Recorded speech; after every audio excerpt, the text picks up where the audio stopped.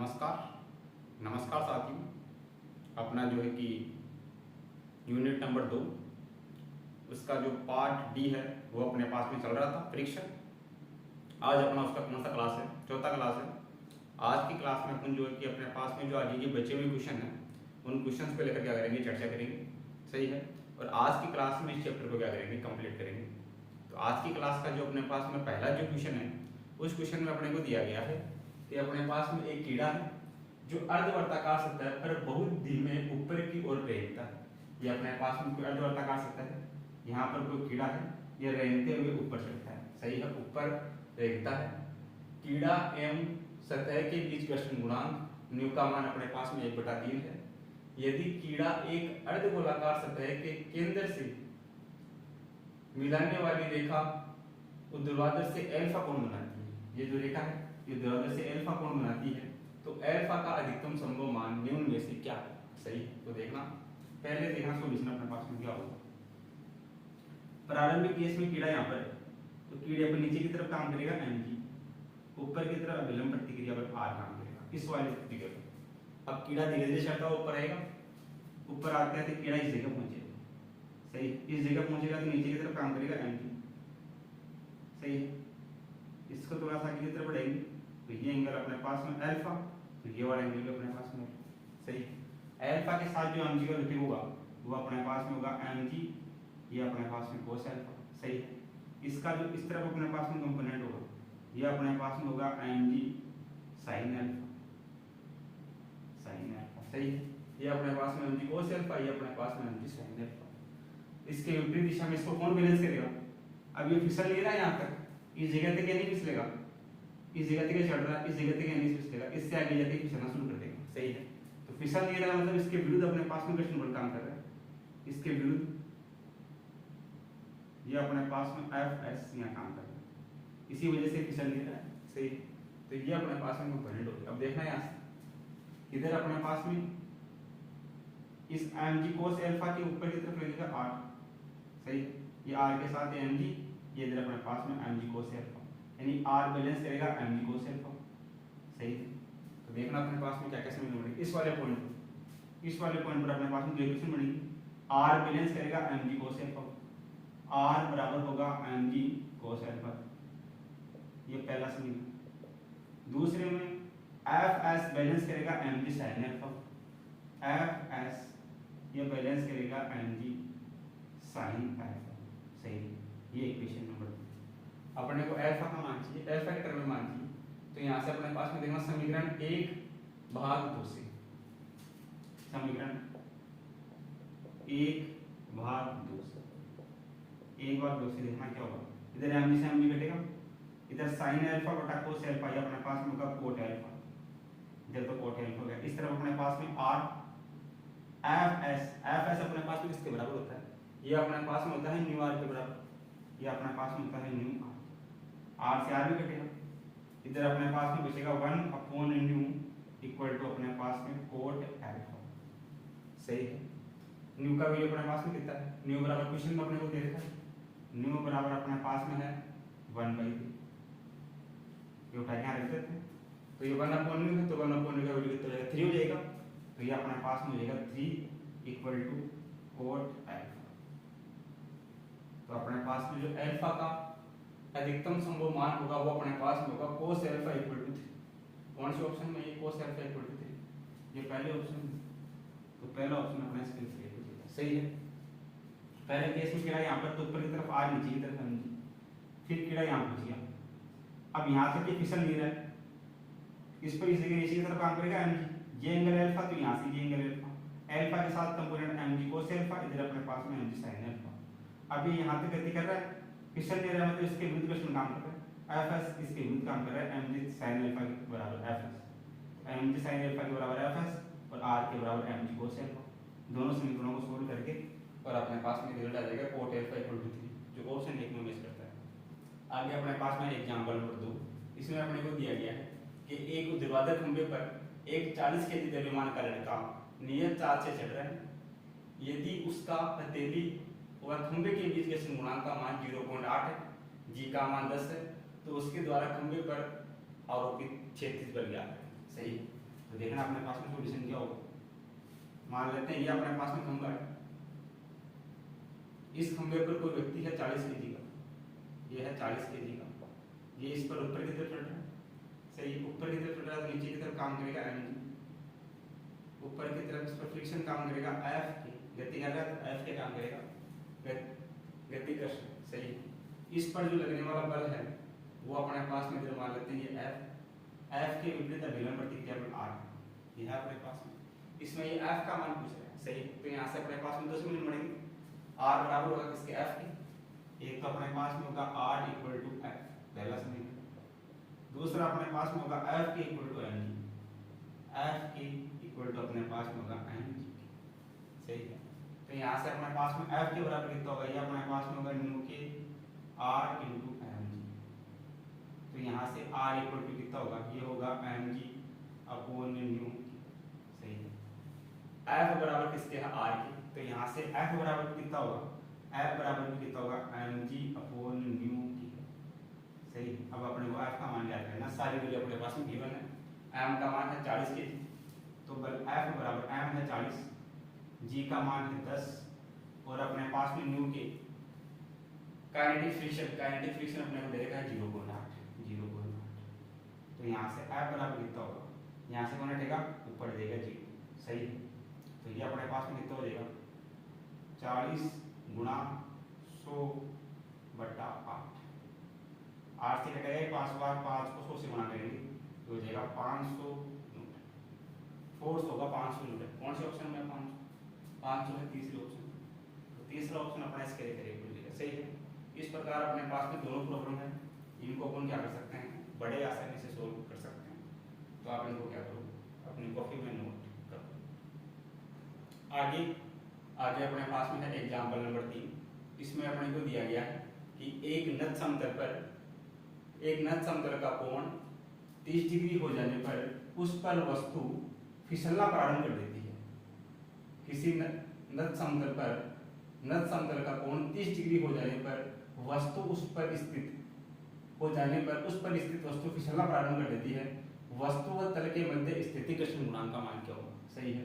स्थितिक घर्षण गुणांक यानी कि अपने को न्यूएस का मान ज्ञात करना, सही है। तो देखना सॉल्यूशन अपने पास में क्या होगा, सॉल्यूशन की हम बात करें तो ये अपने पास में नत समतल है, इसमें अपने पास में ये जो एंगल है वो अपने पास में है 30 डिग्री और यहाँ कोई गोलोक या वस्तु रखी हुई है। यदि इस एंगल का मान 30 डिग्री से ज्यादा हो जाता है तो ये वस्तु इस पर फिसलना शुरू कर देगी। इस केस में वस्तु यहाँ पर स्थिर रखी हुई है, अगर एंगल 30 से ज्यादा हो गया तो वस्तु इस पर फिसलना प्रारंभ कर देगी। तो वस्तु व तल के मध्य स्थितिक घर्षण गुणांक क्या होगा, सही है। तो ये अपने पास में रेस्ट की कंडीशन में अपने पास में क्या होगा, विराम कोण होगा। विराम कोण आपने पढ़ा है, विराम कोण अपने पास में क्या होता है, विराम कोण अपने पास में tan अल्फा ये बराबर होता है न्यू, यानी स्थितिक घर्षण न्यू बराबर अपने पास में होता है tan अल्फा विराम की अवस्था में। तो यहाँ से देखना अपने पास में, यहाँ से अपने को न्यू याद करना है, तो न्यू इक्वल टू ये अपने पास में tan अल्फा का मान कितना है, अल्फा का मान है 30, ये 30।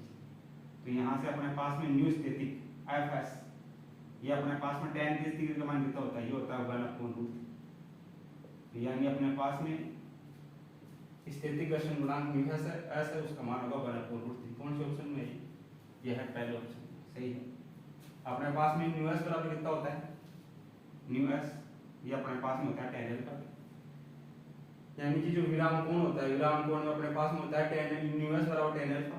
यहाँ पे न्यू एस का मान ज्ञात करना है, tan अल्फा का मान कितना है 30, तो tan 30 का मान 1/√3, तो स्टैटिक फ्रिक्शन आ गया उसका मान आएगा 1/√3, जो ऑप्शन 1 में मैच करता है, सही है। आगे अपने पास में एग्जांपल नंबर 4, 0.5 घर्षण वाले नत समतल पर एक वस्तु फिसल रही है, ऐसे दे रखा है पिक्चर में देखना।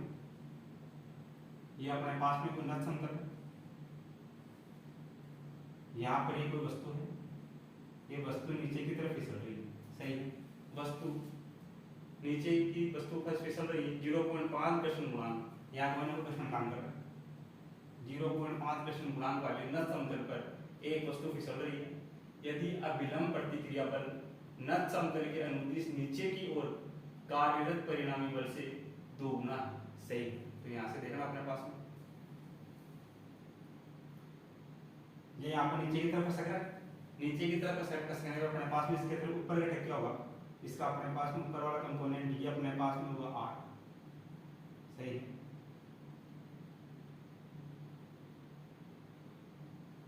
ये mg और ये यहाँ से अपने पास में क्या होगा, ये अपने पास में होगा mg cos थीटा और इधर अपने पास में क्या होगा, ये अपने पास में होगा mg sin थीटा, सही है। इसके पीछे की तरफ काम करेगा अपने पास में फ्रिक्शन Fs, जिस केस में फिसल रहा है, सही है। अब यहाँ से देखना अपने पास में क्या समीकरण बनेगा, यहाँ से अपने पास में समीकरण बनेगा, जब ये नीचे की तरफ फिसल रहा है तो इस पर लगने वाला जो फोर्स वो अपने पास में क्या होगा, जब ये नीचे की तरफ फिसल रहा है, फिसलते टाइम अपने पास में फोर्स बराबर कितना होता है, F बराबर अपने पास में होता है mg, सही है।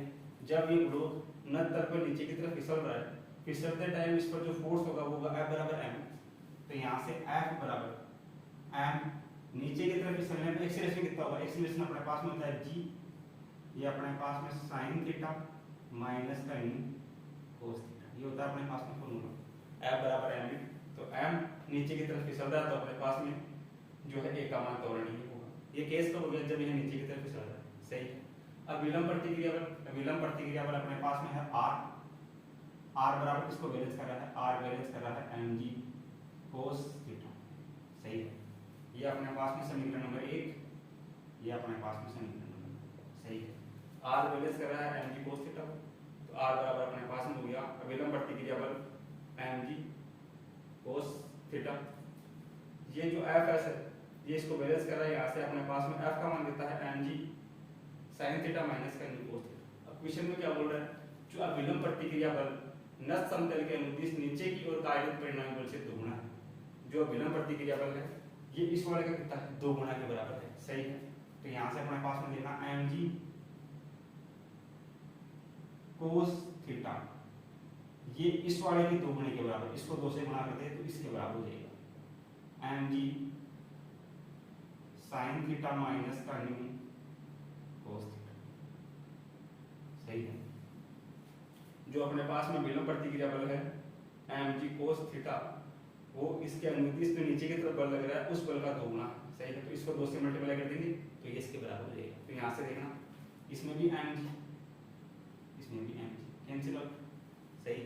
थोड़ा सा और इसको सोल्व कर लेते हैं। इधर अपने पास में है cos थीटा, इसको अंदर मल्टीप्लाई करवा दें, इधर अपने पास में है cos थीटा, ये 2 अंदर मल्टीप्लाई होगा, ये हो जाएगा 2 cos 2 sin theta, 2 sin theta minus ये 2 इधर मल्टीप्लाई होगा, ये अपने पास में होगा 2 न्यू cos थीटा, ये बढ़ेगा अपने पास, सही। तो यहाँ से देखना अपने पास में क्या होगा, इधर अपने पास में है cos थीटा बराबर यह है 2 sin थीटा माइनस का न्यू का मान कितना है, ये अपने पास में है 0.5, 0.5 का मतलब 1/2, तो ये अपने पास में 2 गुणा न्यू का मान 1/2 और ये अपने पास में cos थीटा, ये 2 से 2 कटे, कितना बचेगा, इधर बचेगा अपने पास में cos थीटा बराबर ये 2 sin थीटा माइनस 2 से 2 कटेगा, इधर बचेगा cos थीटा, सही। तो यहाँ से देखना क्या होगा, ये cos थीटा इस तरफ आएगा, ये हो जाएगा 2 cos theta, cos theta plus cos theta 2 cos theta, इधर होगा 2 sin थीटा, 2 sin थीटा, 2 से 2 कटेगा, यानी कि जो cos थीटा होगा वो बराबर होगा sin थीटा, सही। तो थीटा का मान कितना होगा, अगर थीटा का मान अपने पास में 45 हो तो sin 45 और cos 45 बराबर होते हैं, सही है। तो यहाँ से थीटा का मान कितना आएगा, थीटा बराबर आएगा 45 डिग्री, थीटा का मान यहाँ 45 डिग्री रखेंगे तो sin 45 का मान और cos 45 का मान बराबर होता है, थीटा बराबर आएगा 45, 45 कौन सा है, ये तीसरा ऑप्शन, तीसरा ऑप्शन अपना इसके लिए करेंगे, सही है। तो इसमें देखना अपने पास में ये वस्तु नीचे की तरफ गति करेगी, नीचे की तरफ गति करेगी तो बल बराबर अपने पास मिला m, घर्षण भी काम कर रहा है तो F बराबर ये m का m, g का मान अपने पास में क्या होता है, जब वस्तु नीचे गति करती है तो ये अपने पास में होता है g sin थीटा माइनस का cos थीटा, सही है। ये याद होना चाहिए, डायरेक्ट कर देते। ये तो अपने पास में F का मान है जब वस्तु नीचे की तरफ गति करती है। अब विलंब प्रतिक्रिया बल ये r है, वो किसको बैलेंस कर रहा है, mg cos theta, r balance कर रहा है mg cos थीटा। क्वेश्चन में ये बोल रहा है कि जो r mg cos थीटा है वो इसके अनुदिश जो बल F नीचे की तरफ लग रहा है उसका 2 गुना है, सही है। तो ये वाला मान इस वाले का 2 गुना है, तो इस वाले मान को इससे 2 से मल्टीप्लाई करके इसके बराबर रख देंगे। इसके बराबर रख के इसको सोल्व करेंगे, एम जी से एम जी घटेगा, ये इधर हो जाएगा cos थीटा, 2 को अंदर मल्टीप्लाई करेंगे तो 2 sin थीटा माइनस का 2 न्यू cos थीटा, ये इधर cos थीटा बराबर 2 sin थीटा, ये 2 न्यू का मान कितना है 0.5 यानी कि 1/2, 1/2 तो यहाँ लिखते हैं cos का, 1/2 से 2 से 2 कर देंगे, ये cos थीटा, इधर 2 sin थीटा, इधर बचेगा अपने पास में cos थीटा माइनस का चल जाएगा प्लस हो जाएगा, cos theta plus cos theta 2 cos theta, ये 2 sin थीटा, 2 से 2 घटेगा यानी कि cos थीटा बराबर किसको होगा sin थीटा के। अगर थीटा का मान 45 डिग्री होगा तो sin थीटा बराबर cos थीटा हो जाएगा, सही। तो ऑप्शन नंबर जो 3 है वो अपना करेंगे। तो आप इन दोनों को क्या करो अपने कॉपी में नोट करो। आगे आगे हमारे पास में है एग्जांपल नंबर 5। इसमें अपने को दिया गया है किसी नत समतल पर 2 केजी के एक गुटके को ऊपर की ओर 10 मीटर ऊंचाई तक ले जाने में 300 जूल कार्य करना पड़ता है। गुरुत्वीय त्वरण का मान 10 मीटर पर सेकंड स्क्वायर है, तो घर्षण के विरुद्ध किया गया कार्य क्या होगा, सही। तो देखना सॉल्यूशन क्या होगा। अपने पास में कोई नत समतल है, ये कोई नत समतल है, इस पर ये गुटका रखा है 2 केजी, ये गुटका है, इसका भार है 2 केजी, सही है। इसको 10 मीटर ऊपर की ओर ले जाने में 300 जूल का कार्य करना पड़ता है, सही है। इस गुटके को यहाँ से 10 मीटर की ऊंचाई तक ले जाया जाता है, तो किया गया कार्य W बराबर अपने पास में है 300 जूल, विषय में दिया जाता है किया गया कार्य 300 जूल है। यदि गुरुत्वीय त्वरण जी का मान 10 मीटर पर सेकंड है तो घर्षण के विरुद्ध किया गया कार्य क्या होगा, सही है। तो इसको यहाँ से यहाँ तक ले जाने में जो किया गया कार्य W है वो बराबर किसके होगा, घर्षण बल के विरुद्ध किया गया कार्य प्लस यहाँ से इसको यहाँ तक पहुँचाने के लिए अपने को कार्य करना पड़ेगा, इसका भार m g नीचे की तरफ, इसकी हाइट, सही। इस बलों को यहाँ से यहाँ तक पहुँचाने में जो किया गया कार्य W होगा वो अपने पास में होगा घर्षण बल द्वारा किया गया कार्य प्लस mgh के बराबर होगा, सही है। कुल कार्य कितना होगा W बराबर घर्षण बल के विरुद्ध किया गया कार्य प्लस mgh इसके बराबर होगा।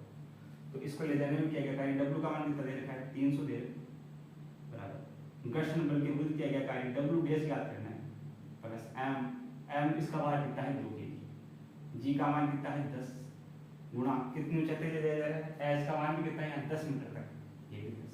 तो यहाँ से देखना 300 बराबर W डैश क्या है घर्षण के विरुद्ध किया गया कार्य प्लस 10 का 100 को 2 से गुणा करेंगे 200, ये 200 उस तरफ जाएगा तो अपने पास में जाएगा 300 माइनस का 200 बराबर W डैश। तो W डैश का मान कितना जाएगा यहाँ से घर्षण बल के विरुद्ध किया गया कार्य 300 माइनस 200 ये हो जाएगा 100, सही है।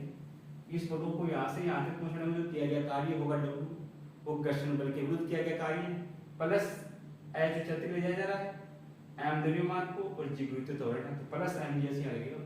तो किया गया कार्य 300 है, घर्षण बल के विरुद्ध किया गया कार्य W डैश याद करना है, m का मान given है 2 kg, g का मान फिक्स होता है 10, h का मान given है 10। यहाँ से सोल्व करेंगे W डैश अपने पास में क्या है घर्षण के विरुद्ध किया गया कार्य, घर्षण के विरुद्ध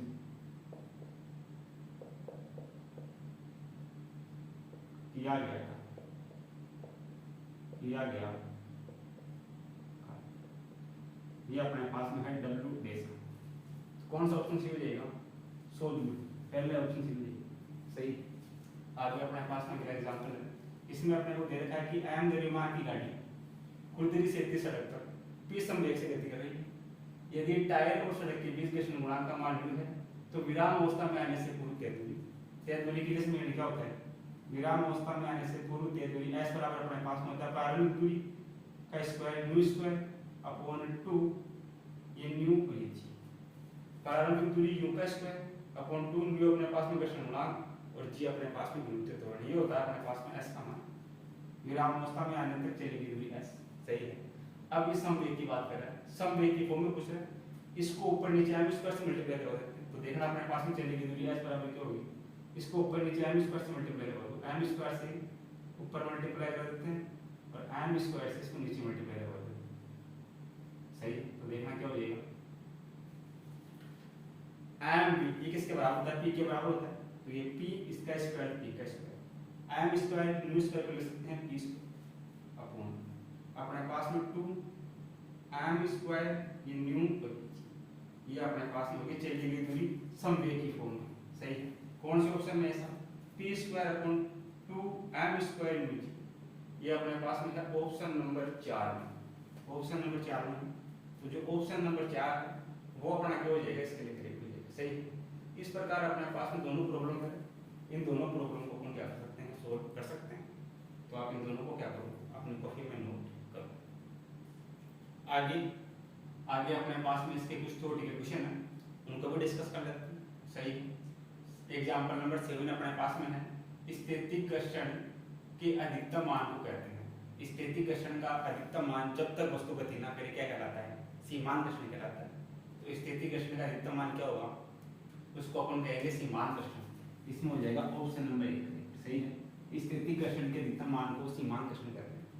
आगे अपने पास में है एग्जाम्पल नंबर 8, घर्षण बल द्वारा किया गया कार्य।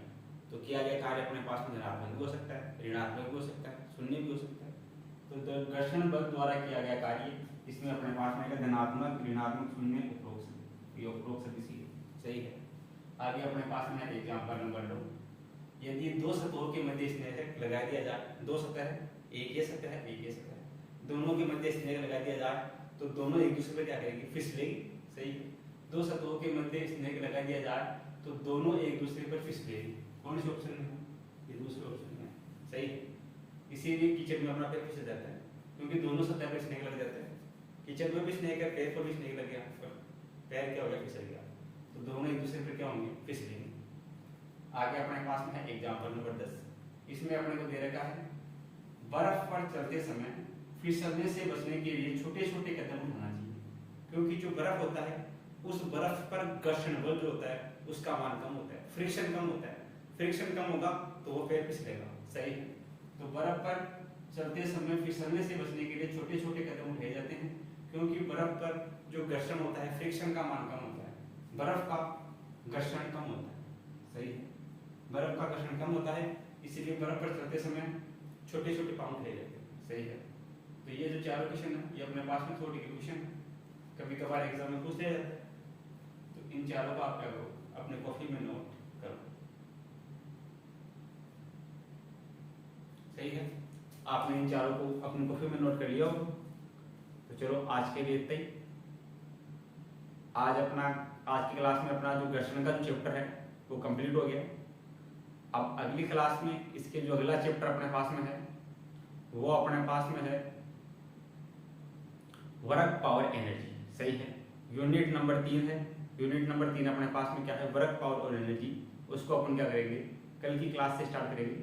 तो आप कंटिन्यू क्लास से ले, प्रॉपर क्लासों को देखें, क्लासों को देखकर खुद के नोट्स बनाएं, नोट्सों में इन क्वेश्चनों को लिखें, क्वेश्चन को एक बार खुद पॉज करके, वीडियो को पॉज करके खुद क्वेश्चन करने की प्रैक्टिस करें, खुद क्वेश्चन करने की कोशिश करें। क्वेश्चन आपको नहीं आता फिर उसके बाद में इसका सॉल्यूशन देखें। सही है। पहले क्वेश्चनों को खुद से ट्राई करें, फिर अगर क्वेश्चन नहीं हो रहा है तो फिर वीडियो में देख के उसका सॉल्यूशन करें। सही है। जैसे आपके सामने कोई नया क्वेश्चन आता है, उस क्वेश्चन को आने पे आप पहले वीडियो को पॉज कर दें, वीडियो को पॉज करके पहले खुद से करने का ट्राई करें, खुद से करने का ट्राई करने के बाद में ही इसका सॉल्यूशन देखें, ताकि एक न्यूमेरिकल्स में क्या हो, पकड़ बने। सही है। तो आज के लिए इतना ही, बाकी मिलते हैं अगली क्लास में अगले टॉपिक के साथ। चलो, thank you for watching this video.